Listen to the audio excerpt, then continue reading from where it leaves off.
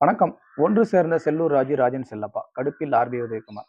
அதிமுகவுல மீண்டும் ஓபிஎஸ் இணைக்கணும் அப்படின்ற குரல் மீண்டும் ஒலிக்கத் தொடங்கியிருக்குது. தென் மாவட்டங்கள்ல குறிப்பா ஓபிஎஸ், டிடிவி, சசிகலா இல்லாத ஒரு அதிமுக அங்க பரவலா வெற்றி பெறுவது ரொம்ப கடினம் அப்படின்னு மாவட்ட செயலாளர்களா இருக்கட்டும், அங்க இருக்கிற சட்டமன்ற உறுப்பினர்களா இருக்கட்டும், எல்லாமே பேசத் தொடங்கியாச்சு. காரணம், கடந்த நாடாளுமன்ற தேர்தலில் தென் மாவட்டங்கள்ல பெரும்பான்மை இடங்கள்ல ரொம்ப ரொம்ப ரொம்ப மோசமான ஒரு தோல்வி அதிமுக சந்திச்சது.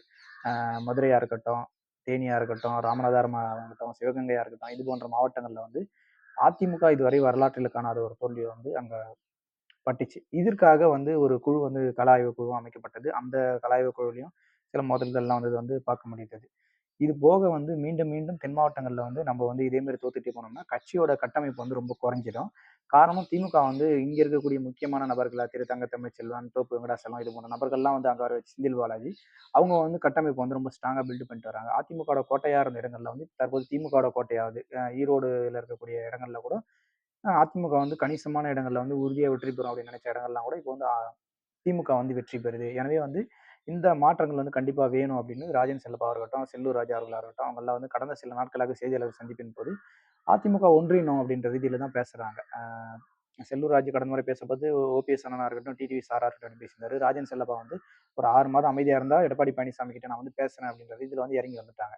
ஆனா ஆர்பி உதயகுமார் மட்டும் எப்பவுமே ஓபிஎஸ் வரக்கூடாது அப்படின்னு நினைக்கிறாரு. கடந்த முறை ஓபிஎஸ் எப்பப்பெல்லாம் சேர்க்க வராருன்னு நினைக்க பார்த்தலாம், அங்க அவர் உள்ள நுழைப்பி குட்டையை குழப்பி அவர் அதை கெடுக்கிறதா அங்க இருக்கிற அதிமுக நிர்வாகிகள் அனைவருக்குமே தெரியும். ஏன் ஆர்பி உதயகுமார் ஓபிஎஸ் வரத்த மறுக்கிறாருன்னா, ஓபிஎஸ் இருந்த இடத்துல ஆர்பி உதயகுமார் தென் மாவட்ட அதிமுகவின் முகமா திகழணும் அப்படின்னு நினைக்கிறாரு.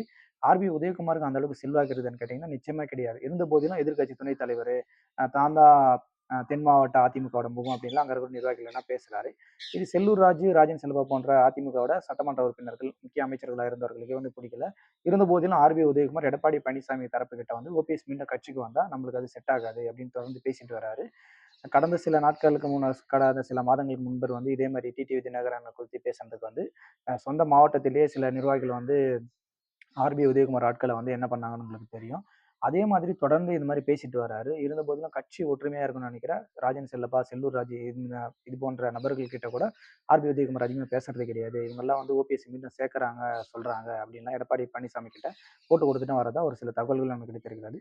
தொடர்ந்து அரசியல் சார்ந்த காணொலிகள் தெரிந்து கொள்ள சேனலை சப்ஸ்கிரைப் செய்யுமாறு கேட்டுக்கொள்கிறோம். நன்றி.